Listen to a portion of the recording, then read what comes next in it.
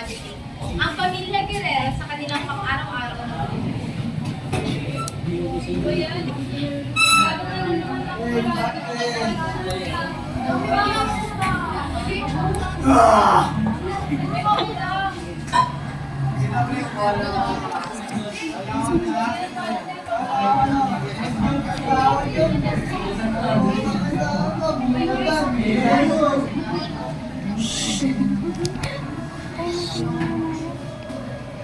Wala na naman ulam. Kasi yung nanay nyo. ano ka? Eh, ikaw, nag-inom ka dito. Nagsasayaw ka. Bakit? Nagkakala ako doon. Ano na naman yan? Ba't na ginawa niya na ako? Bakit ka ba? Umalis ka dito. Bakit ba? Bakit ka? Lumayas ka! Lumayas ka!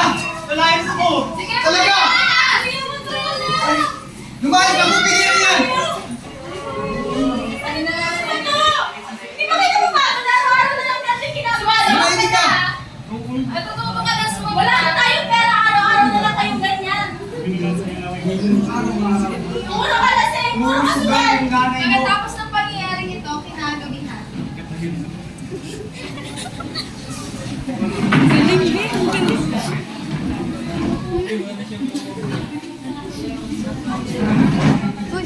Tara na, kumain na tayo. Wait, dinignan ko lang yung wallet ko. May 50 pesos pa ako dito. Mag-noodles na lang tayo. Wala kasi binigyan na budget sila nanay. Ano ba yan? Noodles na naman? Kaya nga natatakot na kami kung na tayo noodles. Dahil sa pang-araw-araw na kain ng noodles, paglipas ng ilang araw.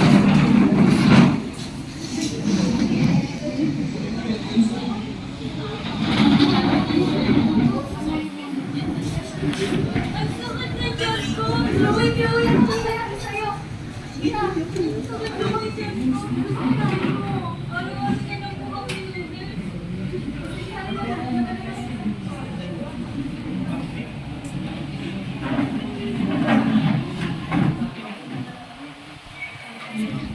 Kaya hindi kanya pa niya nakikita.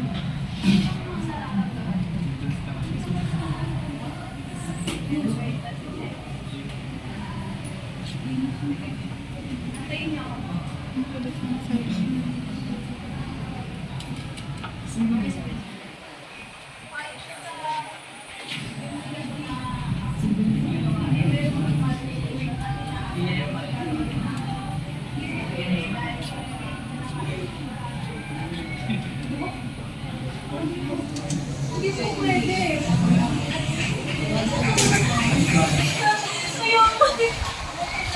Kylie, the youngest child, was diagnosed with malnutrition and has a kidney failure. The decision was influenced because of the lack of money and having financial crisis. They played the role of a family who were not able to sustain a healthy lifestyle. Therefore, their child died with malnutrition and hunger.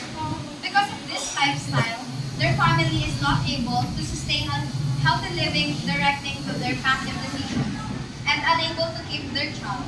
The positive side is where they keep their lives simple yet unstable. Si Mara bilang ina,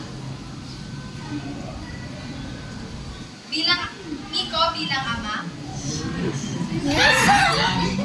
mga anak na sina Kai, Jedaline, Ali, at Ernie, doktor na si Vanessa, tita na si Sofia, at mangininaw na si JP, magsusugal na si Jonah at Anna, at ako bilang narrator.